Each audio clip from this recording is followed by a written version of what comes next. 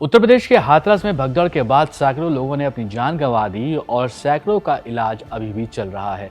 बाबा के सत्संग में भीड़ बेकाबू हुई और ज्यादातर महिलाओं और बच्चों ने अपनी जान गंवा दी। न जाने कितने ही ऐसे बाबाओं के समागम होते हैं, सत्संग होते हैं। कुछ बाबा चमत्कार करने का दावा भी करते हैं।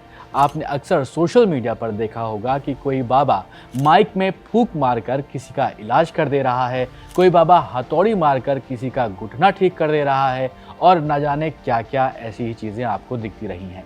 लेकिन आपने कभी सोचा है कि झूठे दावे करने वाले बाबाओं के लिए क्या कुछ कानून है? बिल्कुल है। इस वीडियो में हम आपको उसी कानून के बारे में बताने जा रहे हैं और इस कानून को कहते हैं the drugs and magic remedies objectionable advertisements act 1954। इसमें क्या कुछ सजा होती है, इसके बारे में आपको हम यहाँ पर बताएंगे। मेरा नाम है सैयद सोबान, आप देख रहे हैं स्विच। सबसे पहले आपको हाथरस हादसे के बारे में थोड़ी जानकारी दे देते हैं। तो ये सत्संग भोले बाबा के नाम से प्रसिद्ध बाबा का था, जहां सैकड़ों लोगों ने भगदड़ की वजह से अपनी जान गंवा दी है। ये बाबा दावा करता रहा है कि इसको भगवान की प्रेरणा से पता लगा है कि उसका शरीर परमात्मा का अंश है और इसी वजह से उसने पुलिस में सिपाही की नौकरी से वीआरएस यानी कि रिटायरमेंट लेकर अपना जीवन मानव कल्याण में लगाने का फैसला कर लिया था। बताया जाता है कि भोले बाबा के सत्संग में जो लोग पहुंचते हैं उनमें प्रसाद के रूप में पानी बांटा जाता है।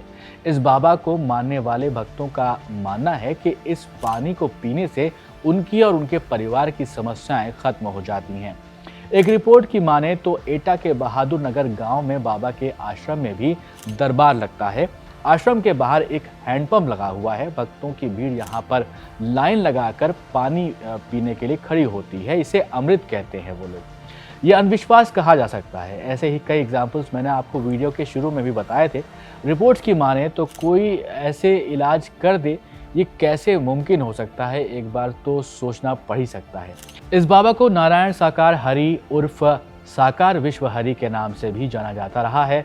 इस बाबा का असली नाम सूरज पाल बताया जाता है। इस हादसे के बाद में मुख्य आयोजक के खिलाफ भारतीय न्याय संहिता 2023 की धारा 105, 110, 126(2), 223 और 238 में एफआईआर दर्ज की गई है। इस सत्संग का मुख्य आयोजक देव प्रकाश मधुकर नाम का शख्स है, जिसे मुख्य सेवादार भी कहा जाता है।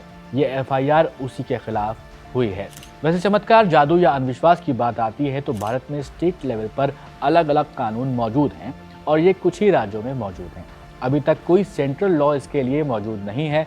जिन राज्यों में इससे जुड़े कानून हैं उसमें बिहार, महाराष्ट्र, कर्नाटक मौजूद हैं। बिहार में the prevention of witch daain practices act है, जो अक्टूबर 1999 में लागू हुआ था। महाराष्ट्र में prevention and eradication of human sacrifice and other inhuman evil and Aghori practices and black magic act मौजूद है। वहीं कर्नाटक की बात करें तो यहाँ पे एंटी सुपरस्टिशन लॉ 2017 में लागू किया गया था, जिसे कहा जाता है Karnataka prevention and eradication of inhuman evil practices and black magic act. ये कानून इन राज्यों में अंधविश्वास और काले जादू वाले मामलों में लागू होते हैं और इन्हीं के हिसाब से यहाँ पर सजा का प्रावधान दिया गया है। अब बात मैजिक रेमेडीज वाले मामले की भी कर लेते हैं। ये उन पर लागू होता है जो लोग फेक दावे करते हैं, जैसे ये पानी पी लीजिए, इससे कोई बीमारी ठीक हो जाएगी, ये गोली खा लीजिए, इससे मोटापा भाग जाएगा, ये क्रीम लगा लीजिए सिर पर, इसके आपके जो बाल हैं वो उगाएंगे, और ऐसे ही न जाने क्या कुछ।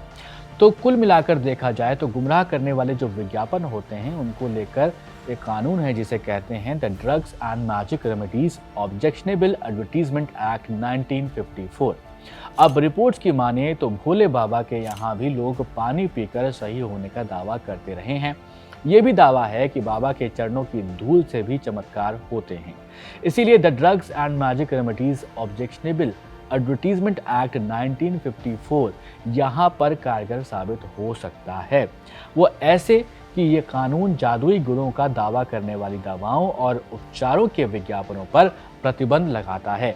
अब इस एक्ट के मुताबिक ये फेक विज्ञापन पर बैन लगाता है और इससे जुड़े नियमों को ना मानने पर कॉग्निजेबल ऑफेंस इसको माना जाता है।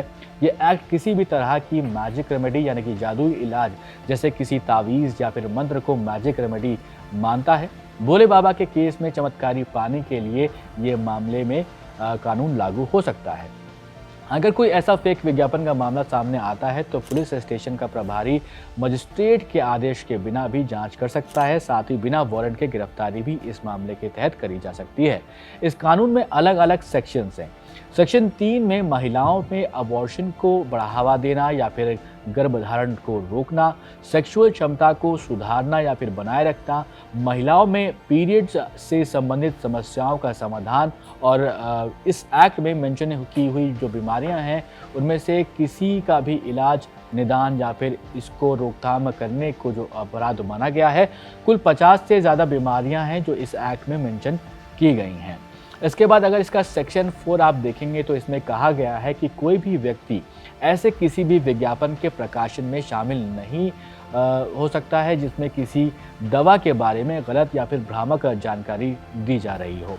वहीं इस कानून के सेक्शन 5 में कहा गया है कि कोई शख्स जो इलाज के चमत्कारी तरीकों का दावा करता है वो ऐसे किसी भी तरह का विज्ञापन नहीं चला सकता है जिसमें सीधे तौर पर या फिर परोक्ष रूप से किसी चमत्कारी इलाज की वकालत की गई हो।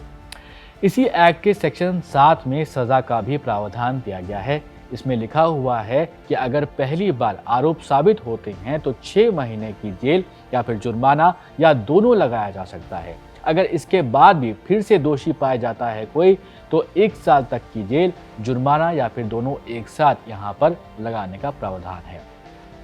तो मोटे तौर पर आप यहाँ पर समझ गए होंगे कि इस कानून में क्या कुछ बताया गया है। वैसे हमारे देश में आस्था और अंधविश्वास के बीच लोगों ने एक बारीक लाइन खींची हुई है। कभी कभी आस्था के नाम पर अंधविश्वास के लोग शिकार हो जाते हैं। अंधविश्वास को लेकर आपकी क्या कुछ राय है, ज़रूर हमें कमेंट बॉक्स में बताइएगा और ऐसे ही वीडियोस के लिए आप देखते रहें स्विच।